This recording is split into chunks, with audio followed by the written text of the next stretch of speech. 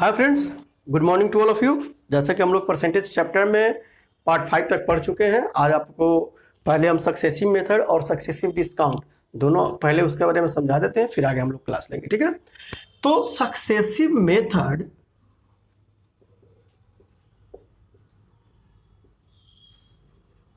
और successive discount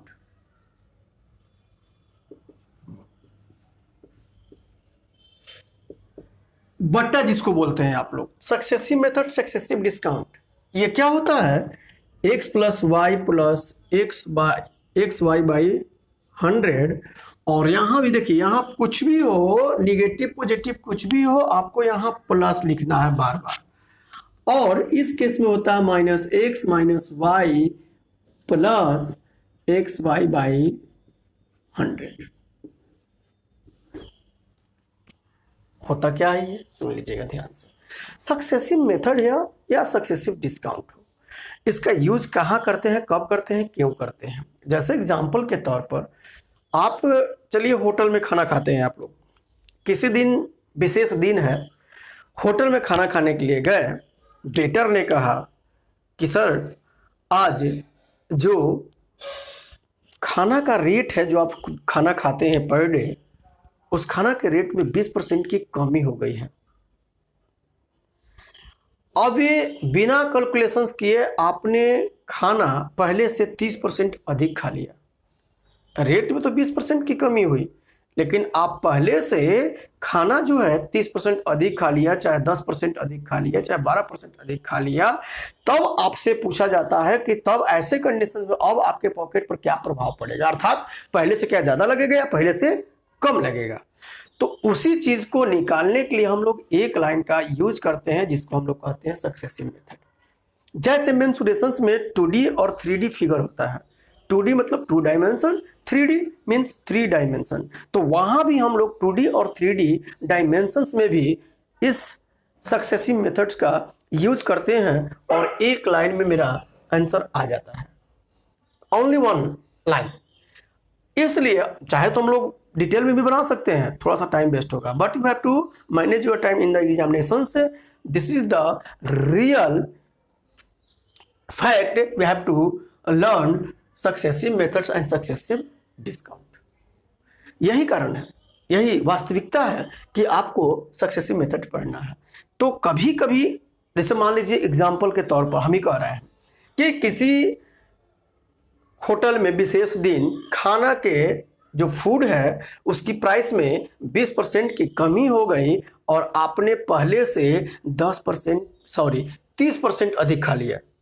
जितना खाते थे पहले से 30% अधिक खा लिया। हम चाहे तो 100 मान के भी बना सकते हैं, बहुत कैलकुलेशन होगा, लेकिन देखिए एक लाइन में आपने खाना में कमी हुई 20%, आपने खाया 30% अधिक। तो कमी को हम लोग माइनस से शो करेंगे और अधिक को प्लस से शो करेंगे। अब प्लस है क्या, क्या चीज है यहाँ 30, और यहाँ बार बार बोलते हैं प्लस से लिखिएगा। अब जो साइन है उससे गुना करिएगा, -20 गुने 30 डिवाइडेड बाई 100। ऐसा इसलिए कि यहाँ पर अगर प्लस देते हैं तो कभी भी आपको माइनस प्लस में कंफ्यूजन होने की जरूरत नहीं है, क्योंकि गुना में आप रूल्स जानते हैं। क्या रूल जानते हैं? प्लस में अगर गुना प्लस से होगा तो वो प्लस देता है, प्लस में अगर माइनस देता है माइनस देता है, अगर माइनस में माइनस से होता है गुना तो भी प्लस देता है, और माइनस में अगर प्लस से गुना करें तो वो माइनस देता है। ये गुना का रूल्स होता है, याद रखिए, ये सब याद होगा भी आप लोगों को।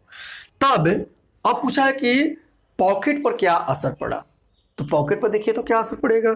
ये हो गया 10, ये तो माइनस से होगा, 3 दूनी 6, 0 से 0 कट जाएगा, -6 बराबर 4। यह पॉजिटिव बतलाता है परसेंट, यह पॉजिटिव बतलाया कि आपको पहले से और 4% अधिक देना होगा। आप अगर पहले मान लीजिए अगर आप पहले 100 रुपए का खाना खाते थे तो अब आपको 104 रुपये देना होगा। अभी मत कहिए कि सर 20% खाना का कमी हो गया था। भाई खाना का कमी तो हुआ था 20% प्राइस में, लेकिन आपने पहले जितना तो नहीं खाया, आपने 30% एक्स्ट्रा खा लिया। ऐसे कंडीशन में आपको एक्स्ट्रा मनी देना पड़ेगा 4%। क्लियर है ये? उसी तरह से कभी कभी आप लोग दुकान में जाते हैं तो बोलते हैं अगर जीन्स खरीदना हो या कोई कपड़ा खरीदना हो, कुछ भी खरीदना हो, खास करके कपड़ा के केस में पहला आपका क्वेश्चन रहता है कि भैया कितना डिस्काउंट दीजिएगा। तब वो ऐसे कंडीशन से अगर दुकानदार कहता भैया 70% देंगे डिस्काउंट, चाहे 20% देंगे डिस्काउंट, मान लीजिए अगर कहता है कि हम आपको 30% डिस्काउंट देंगे, सुनिएगा ध्यान से, अगर कहता है कि 30% आपको डिस्काउंट देंगे, इसका मतलब आपको 70 रुपये मुँह दे देगा अगर 100 रुपये का चीज़ है तो। अब दूसरी दुकान पर जाते हैं तो कहता नहीं भैया आपको हम एक नहीं 2 डिस्काउंट देंगे। तो कौन कौन भाई? तो कहता है सक्सेसिव डिस्काउंट देंगे लगातार। अब कौन कौन भाई लगातार? तो 20% और 10%। तो आपके दिमाग में चलेगा वो 20 और 10 30, नहीं 20 और 10 30 यहाँ पर डिस्काउंट नहीं, मतलब 30% डिस्काउंट नहीं हुआ। आपसे एग्जाम में पूछा है कि 20% और 10% के लगातार बट्टों का समतुल्य बट्टा बताएं। Only one discount you have to find out. किसके एवज में? लगातार 20% और 10%। तो वहां पर देखिएगा ओनली वन डिस्काउंट कितना होगा, यहां पर देखिएगा -20 -10 और यहां प्लस से बोले हैं, आप कर लीजिए -20 गुने -10 डिवाइडेड बाई 100। तो माइनस माइनस तो प्लस से हो जाएगा, दोनों जीरो कट गया। अब यहाँ पर क्या -30, यहाँ तो प्लस देगा हमको 2 -28। ये -28 क्या माइनस क्या बताया कि जो -20% अर्थात 20% और 10% का जो 2 बट्टा था लगातार, उसके एवज में 30% नहीं बल्कि 28%। तो किस दुकानदार के पास जाना अच्छा रहेगा आपके लिए? जो पहला बोला था कि एक डिस्काउंट देंगे वो भी 30%, तो वो तो 30% दिया डिस्काउंट और इसने आपको 2 गो लालच दे करके आपको केवल 28% डिस्काउंट दिया, आप घाटा में चले गए। क्लियर? ये तो ये होता है समतुल्य बट्टा। पूछता है सक्सेसिव 2 गो दे या 3 गो दे दिया, उसके एवज में 1 गो पूछता है। ठीक है, तो हम उसकी भी चर्चा करेंगे आगे। ठीक है, क्वेश्चंस क्या कहता है इसको नोट कर लीजिएगा आप लोग।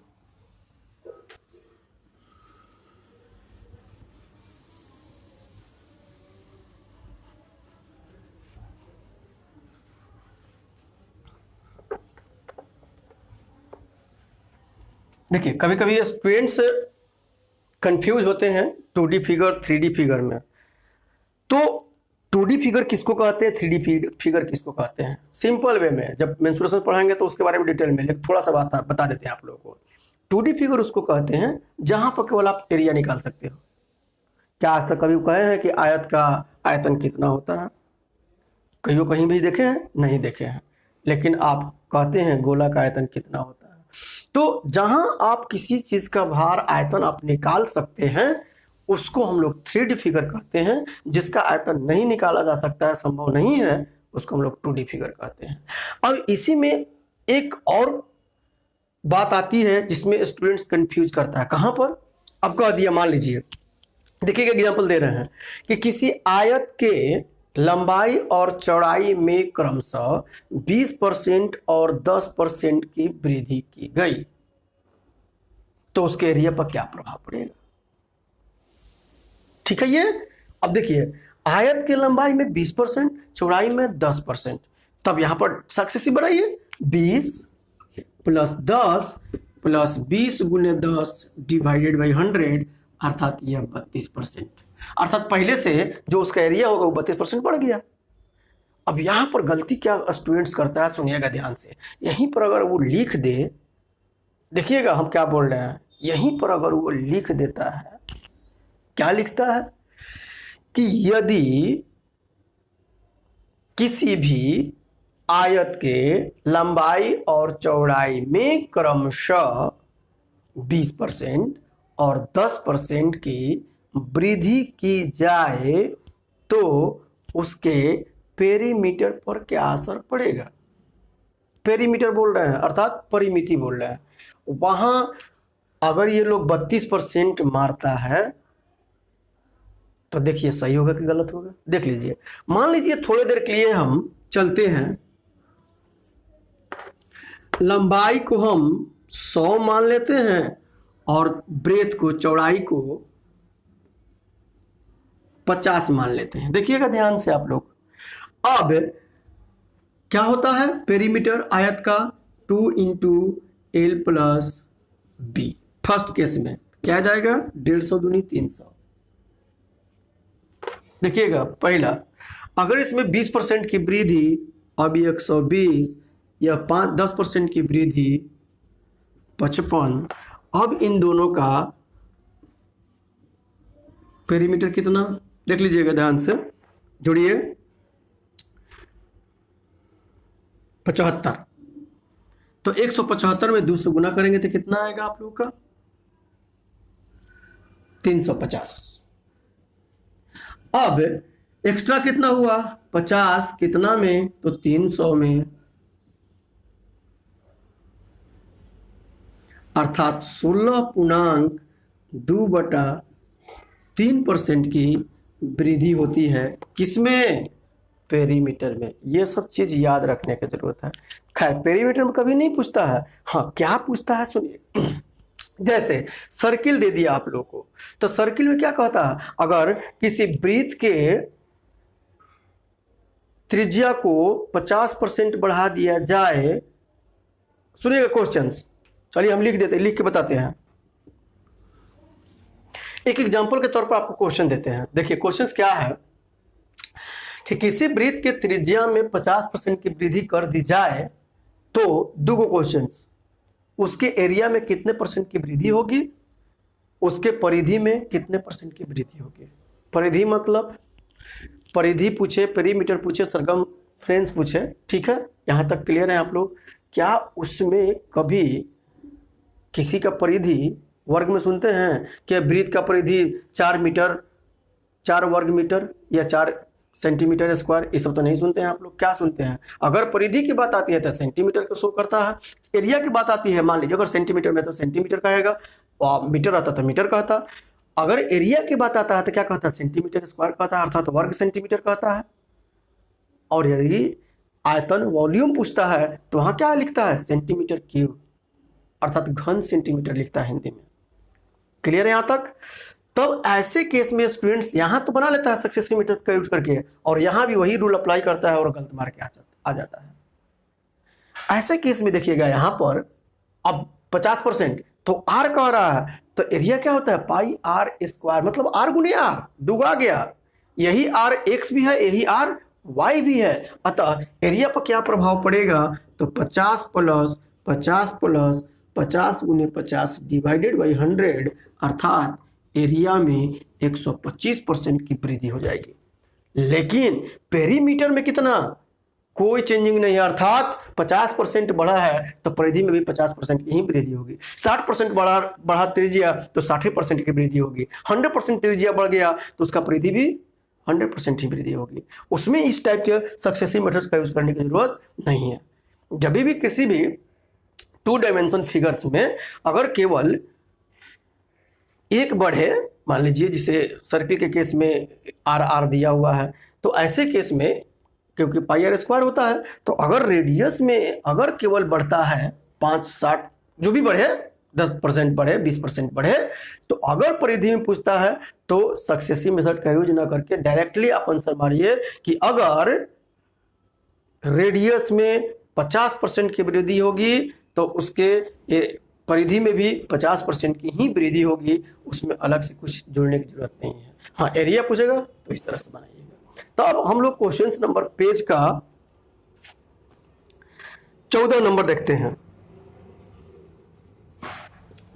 क्वेश्चन नंबर 14 कहता है किसी आयत की लंबाई में 10% की वृद्धि कर दिया जाए और उसके चौड़ाई में 20% की वृद्धि कर दिया जाए तो उसके क्षेत्रफल पर क्या असर पड़ेगा। डायरेक्टली बन जाएगा, पहले 10 फिर 20 प्लस 10 गुने 20 डिवाइडेड बाई 100, अर्थात एरिया 32%। प्लस आए तो वृद्धि, माइनस आए तो कमी। उसी तरह से क्वेश्चन नंबर 15 में कहता है कि किसी आयत की लंबाई में 4% की वृद्धि कर दी जाए तथा उसके चौड़ाई में 3% की कमी कर दी जाए। 4% की वृद्धि, 3% की कमी, कमी को माइनस से प्लस बोलते हैं बार बार लिखने के लिए, यहाँ -3 डिवाइडेड बाय 100, अर्थात 1 माइनस 1.12, ये आंसर देगा 0.88%। ये भी वृद्धि का शो कर रहा है। 16 में कहता है कि किसी कंपनी का प्रोडक्शन ग्रोथ 94-95 के बीच 20% हो तथा 95-96 के बीच 65% हो, तो इन 2 वर्षों में इस कंपनी का टोटल प्रोडक्शन में कितने % की वृद्धि होगी। अर्थात पहले 65, फिर कितना 20 प्लस 65 गुने 20 डिवाइडेड बाई 100। आप लोग बना सकते हैं 5 13 अर्थात 85 13 98%। माइनस में भी आ सकता है, ऐसा नहीं कि नहीं आ सकता है, ठीक है। अब इस टाइप के क्वेश्चंस आप इस तरह से बना सकते हैं। जैसे एक एग्जांपल के तौर पर गोला के बारे में कहा देते हैं कि मान लीजिए अगर क्वेश्चंस रहता गोला तो उसमें 3 डायमेंशन फिगर होता है। अगर आयतन के बारे में बात करता तो हम लोग क्या लिखते, सुनिएगा ध्यान से। अगर 3D फिगर के लिए बात आए तब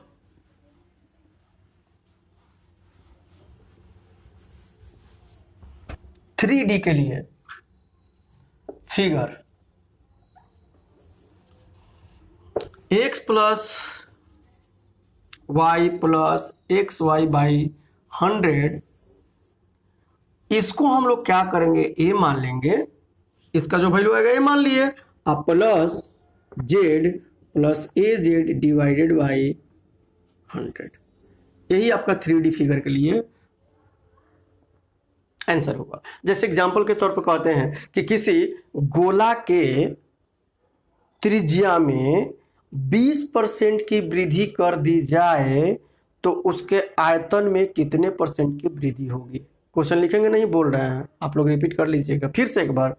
किसी गोला के त्रिज्या में यदि 20% की वृद्धि की जाए तो उसके आयतन में कितने % की वृद्धि होगी। फॉर्मूला याद है कि ना है, छोड़िए। 3D फिगर है, 4/3 पाई r क्यूब, क्यूब मतलब क्यूब में आएगा। तो क्या करिएगा, 20 प्लस 20 इस पर पहले इस पर 20 प्लस 20 प्लस 20 गुने 20 डिवाइडेड बाई 100, ये हमको 44% दिया। तो यह अब a हो गया, चलिए a हो गया 44%, और फिर तो 20%, सब तो 20 हो रहा है, फिर 20 प्लस फिर 44 गुने 20 डिवाइडेड बाई 100, जो आएगा आंसर हो जाएगा मेरा। आराम से आप लोग बना सकते हैं, ठीक है।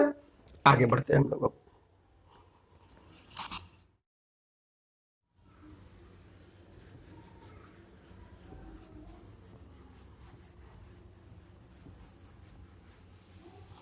अभी हम सक्सेसिव मेथड पढ़ा रहे हैं, डिस्काउंट नहीं। अगले क्लास में डिस्काउंट्स के बारे में चर्चा करेंगे, कुछ होमवर्क भी देंगे आप लोगों को बनाने के लिए, ठीक है।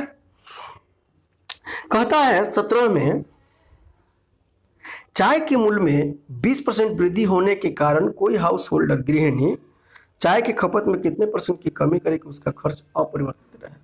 मतलब जैसे मान लीजिए एग्जाम्पल के तौर पर आपको हर महीना 500 रुपया दिया जाता है कि आप चाय लाइए और पूरे फैमिली को 1 महीना चाय पिलाया करिए। आपने 500 रुपया लिया, मार्केट गया, 2 किलो चाय लेकर के आ गए, आपको मिल भी गया। अगले महीना भी 500 रुपया आपको मिला, और तब जब मार्केट गए तो आपको 20% दाम बढ़ा हुआ मिल रहा है। ऐसे केस में 500 का 20% कितना होता है, 5 दूनी 10। अगर मान लीजिए 5 दूनी 10 कर रहे हैं तो 50-50 रुपया अगर बढ़ता है तो 100 रुपया बढ़ गया। अर्थात अब जो चाय आपको 500 रुपया में 2 kg मिल रहा था, अब वो 600 रुपया मिलेगा। तो आपको पैसा 500 ही दिया जा रहा है। बोला गया कि नहीं अगर दाम बढ़ गया तो बढ़ गया, आपको चाय पिलाना है और 1 महीना पिलाना है, वो आप जाने। तो आप 500 में तो 2 किलो अब नहीं लाइएगा, उससे कम लाइएगा। और जब कम लाइएगा तो सिंपल सी बात है, पहले जितना डालते थे उतना से अब कम ही डालिएगा, तभी तो 1 महीना चलेगा। तो वही आपसे पूछता है कि पॉकेट पर कोई असर ना पड़े, आप कंजम्पशन में कमी करें, बड़ा ग्रोथ करें, लेकिन मेरे पॉकेट पर कोई असर नहीं पड़ना चाहिए और मेरा काम भी हो जाना चाहिए। तब ऐसे केस में क्वेश्चंस कैसे बनता है, सुनिएगा ध्यान से। जब भी अगर परसेंटेज वृद्धि कहे तो आप 100 में जोड़ के भाग कर दीजिए, और कमी कहे तो 100 में से घटा के भाग कर दीजिए। किसमें कितना % की वृद्धि, क्वेश्चन नंबर 17, 20% की वृद्धि तो 20/120 गुने 100। यह क्या मिला, कंजम्पशन में, खपत में कमी। अगर वृद्धि होगा प्राइस में तो खपत में कमी करना पड़ेगा, और और कमी होगा प्राइस में तो खपत में वृद्धि करना पड़ेगा ताकि मेंटेन रहे।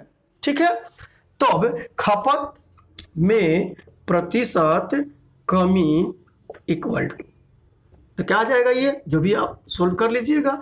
अगर क्वेश्चन नंबर 18 कहता है, 18 में क्या कहता है, चाय के मूल्य में 20% कमी होने के फलस्वरूप है, 20% कमी हुआ है, तो इस बार 20/80 गुने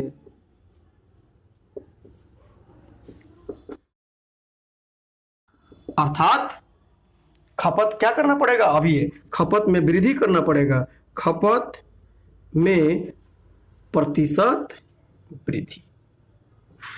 अर्थात फिर से एक बार जान लीजिए कि यदि प्राइस में परसेंटेज वृद्धि होगी, ऐसे केस में पॉकेट पर कोई असर न पड़े, आपको कंजम्पशन में अर्थात खपत में कमी करनी पड़ेगी प्रतिशत, और अगर प्राइस में परसेंटेज कमी हुई तो पॉकेट पर असर न पड़े, बैलेंस करने के लिए आपको खपत बढ़ा देना पड़ेगा। जैसे अभी मान लीजिए सब्जी बहुत सस्ती मिल रही है, तो पहले हम लोग अगर 1 केजी खाते थे, अब 1.5 केजी भी खा लेते हैं, क्योंकि ऐसे केस में क्या हुआ, प्राइस कम हुआ, हम लोग खपत अपना बढ़ा लिए, मेरे पॉकेट पर खर्च उतना ही हो रहा है जितना पहले हुआ करता था। तो इस टाइप के क्वेश्चंस फिर मैं अगले क्लास में भी चर्चा करूंगा। Thank you for that. Video को लाइक सब्सक्राइब करना ना भूलें। Okay, bye.